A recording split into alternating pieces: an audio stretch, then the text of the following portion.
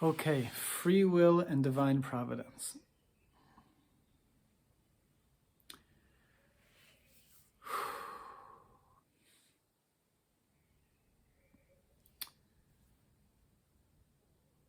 We learned that our divine source transcends all time and space. Our souls even transcend time and space. So in the moment that it arose in the divine will, whatever that means, to bestow the goodness to creation. So in that very moment, we said that the creation, which was the desire to receive, the vessel that can experience the goodness and enjoy it, came into existence and was filled with all of the goodness in this eternal cosmic state. Now we said that that state of perfection was then to be brought to a state of super perfection where we're able to receive all of the goodness in the ultimate way of giving, of loving back. So then we had the Tzimtzum that we talked about. All of our reality of time and space is put into existence, everything we're going through right now, where we're learning to become able to truly love and come to the place where once again we are receiving all of that boundless goodness that we were in the beginning, but we're experiencing it in a state of giving, in a state of union with our divine source. So between that primal cosmic moment where we were receiving in order to receive the goodness and the final cosmic moment which we are headed towards is all of our reality that we're going through right now, which is within time and space. But our primal stage and our final stage transcend time and space. So we learned that in that very moment that it aroused in the divine will to give all of the goodness, that final state that we're headed towards already exists. Because our true reality is beyond time and space. So all of the stages that we're in right now, in some ways already happened in one cosmic moment. We're playing it out right now.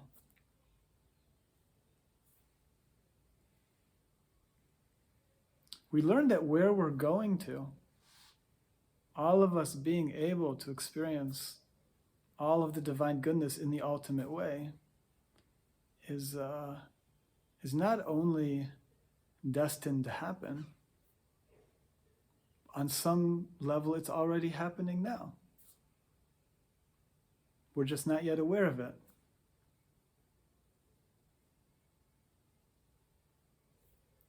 Now within this time and space stage that we're in right now, where we're undergoing our spiritual development, where we're learning how to truly love.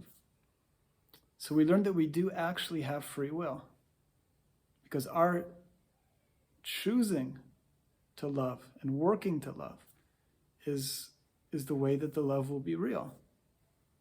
That it's not just we're completely in a programmed movie, but that our actual decision making in this whole stage is integral to what's going on. That we are actually coming to love.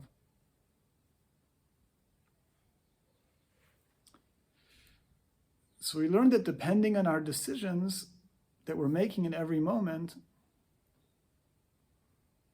decisions that are more elevated to trying to be in the place of giving, or decisions that are more centered on only trying to serve ourselves, depending on every decision that we're making, all of reality is then sort of reformulating itself, depending on that, to help everything and everyone continue to develop eventually.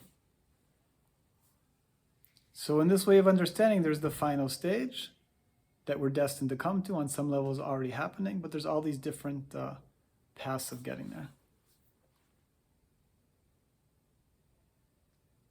But there's also an idea that when we get to the final stage, we'll come to see that everything that was, is, and will be was all done by God.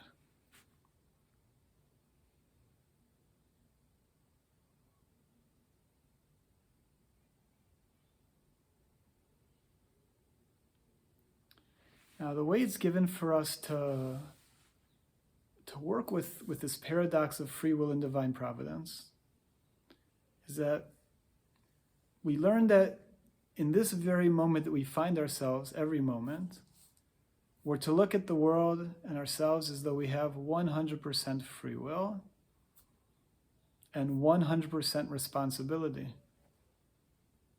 to try to elevate ourselves, to fix the world, to do the higher thing that needs to be done in this moment. That it's in our hands, 100%.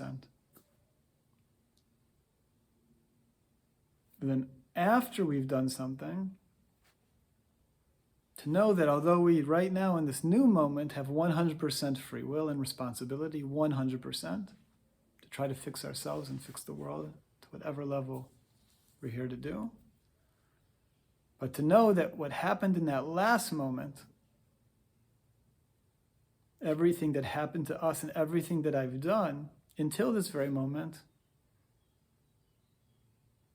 was all divinely orchestrated. It all happened the way it needed to happen.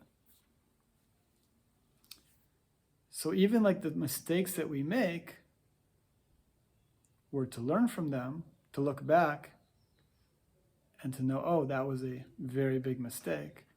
And to learn from that, to right now, try to never make that mistake and learn from how to go in the higher way from this moment on.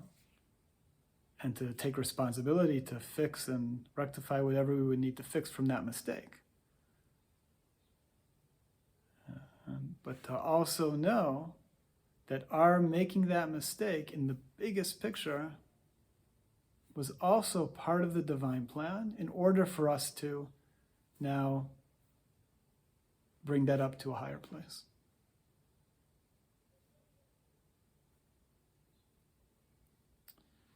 So this way of understanding, it doesn't alleviate any responsibility. It gives us 100% responsibility to be trying with all of our might to do everything we can to be making the right decisions.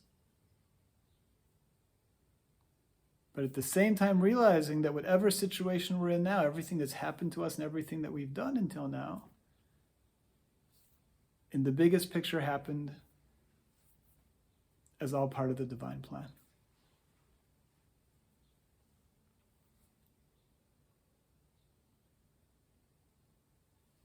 Now this is a very hard space to, we can't comprehend that in a simple understanding.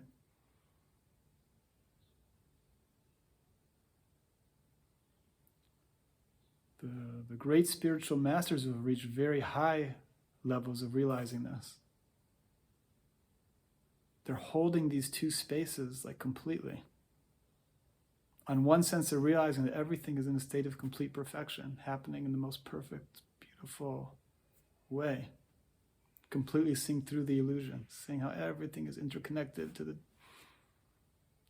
and everything is the blossoming of all of the goodness to all of us through what we're going through right now in every detail of reality.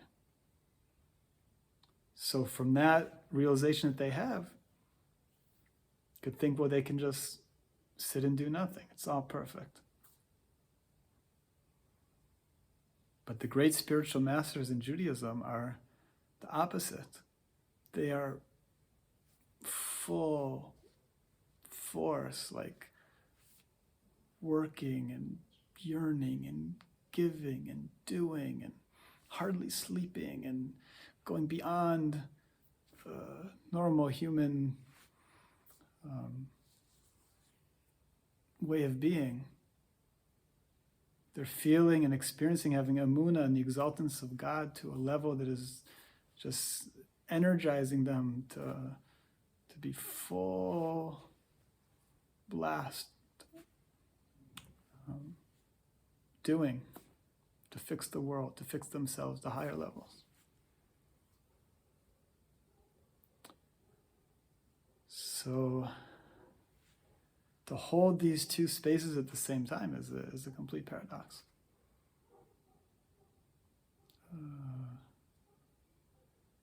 It's a way of being that transcends what our mind can understand. Because we understand right now time and space.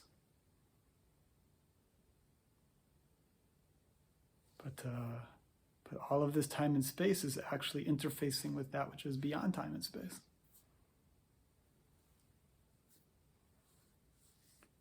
So it's a very, this way of working with it, although we can't comprehend it, is very healthy, just in a simple level way of living. Because it gives us it's the idea of having emunah, that everything that's happened until now, even all of the problems, right? To not just feel that, woe is me, poor me, everything that happened. But realizing, no, everything that happened, even all the bad stuff, was actually divinely orchestrated and perfectly given to us to actually help us. There's something we don't yet understand, but everything that's happened there's something good either in it or something good to come out of it.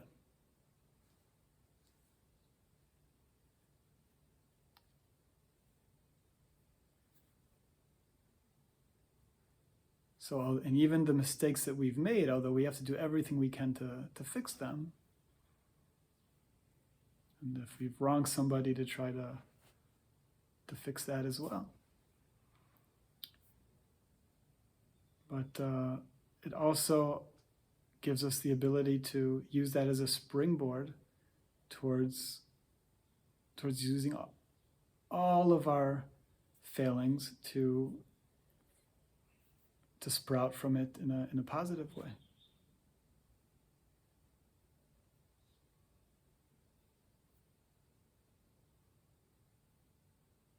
And at the same time, while holding that concept that everything is being divinely orchestrated, that it gives us 100% responsibility in this moment to be doing everything that we can. It's empowering us and giving us to do. Because that's what we're here to do. Right now we're here to do, to work on the transformation, to work on attaining the state of truly loving and giving.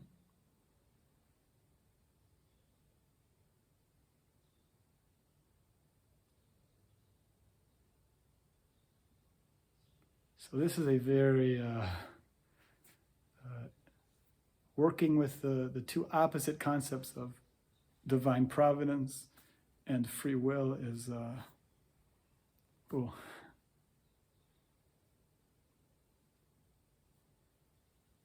Everything in Judaism is working with harmonizing opposites.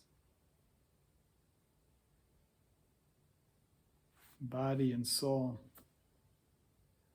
giving and receiving, physical and spiritual, free will and divine providence. And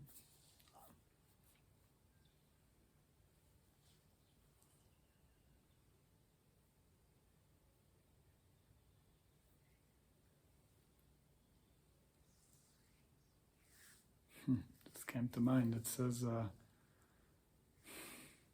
it came to mind. It says that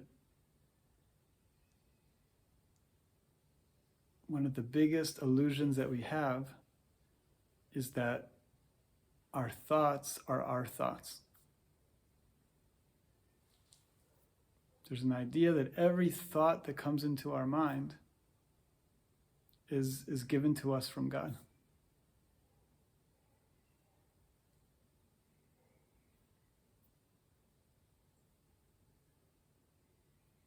That any thought that we have about God is actually a gift from God.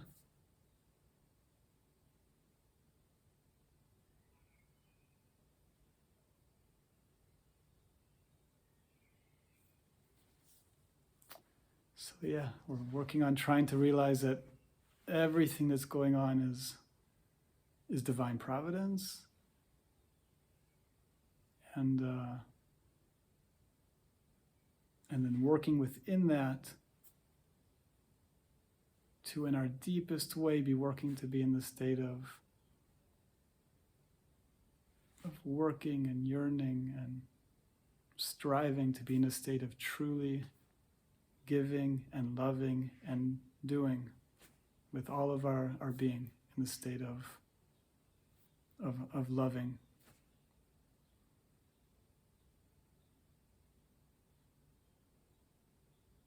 Okay, so we'll end here for now.